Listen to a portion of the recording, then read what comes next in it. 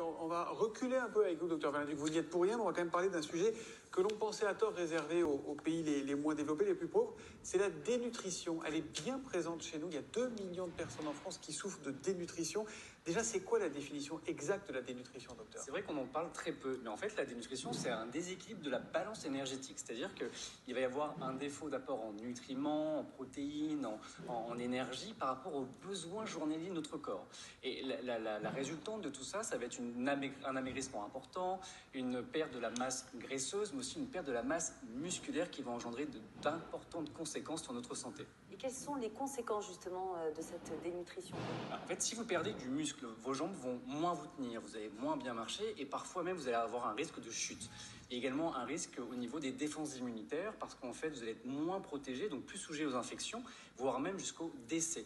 Il y a également un retard dans la cicatrisation de la peau, dans les cas des maladies qui peuvent être soignées, là aussi il va y avoir du retard et ça peut également avoir des conséquences sur votre santé mentale, sur la dépression. Donc voilà, il y a plein de conséquences très importantes en cas de dénutrition. Bon, on peut maigrir un peu, faire un petit régime sans être dénutri. Comment vous faites pour poser le diagnostic de dénutrition? Alors le diagnostic est avant tout clinique. D'ailleurs, la Haute Autorité de Santé rappelle que chez l'enfant, chez la personne adulte et la personne âgée, on va avoir besoin de 2 éléments. Le premier, c'est un critère physique, on appelle phénotypique en médecine.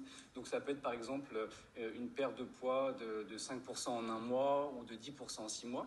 Mais il faudra associer une cause. Il faudra expliquer pourquoi il y a eu cette perte de poids.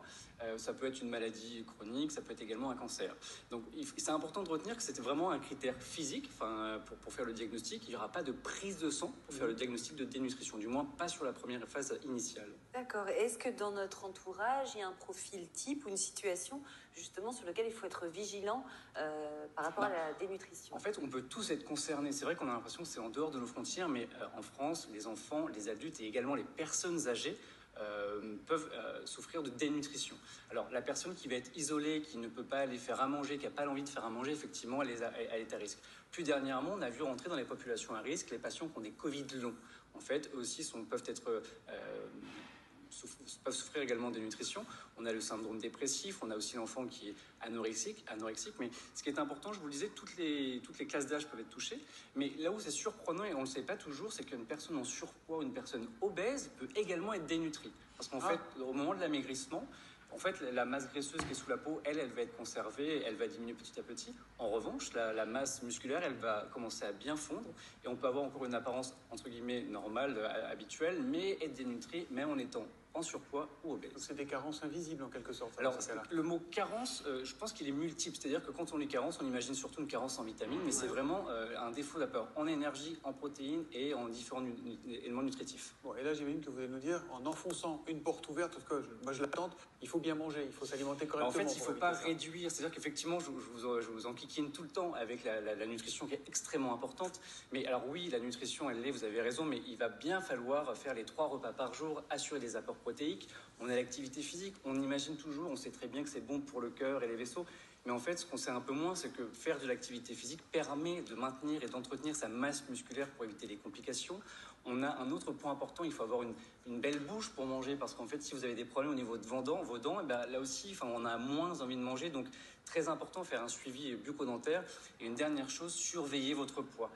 C'est vraiment un élément important régulièrement. Vous pouvez vous peser. Mon poids est un indicateur de taille. C'est vraiment très important de vous peser régulièrement. Et si vraiment vous perdez un poids qui vous inquiète, on peut le voir. C'est brutal un peu, c'est ça, au début, c'est un peu frustrant, c'est-à-dire qu'on ne se rend pas toujours compte. Moi, j'ai des patients qui viennent et qui me disent je flotte un peu dans mon pantalon. Et ça, c'est un peu des signes indirects. Là, on va se dire tiens, il y a peut-être quelque chose. Donc on en parle et vraiment, on recherche la dénutrition, c'est important. À surveiller. Donc, merci. Même si pendant le Covid, c'est les jeans qu'on rétrécit. Hein. Oui, évidemment, c'est pas assez particulier. Mais... C'est bizarre d'ailleurs, ces vêtements. Très curieux. On en reparlera.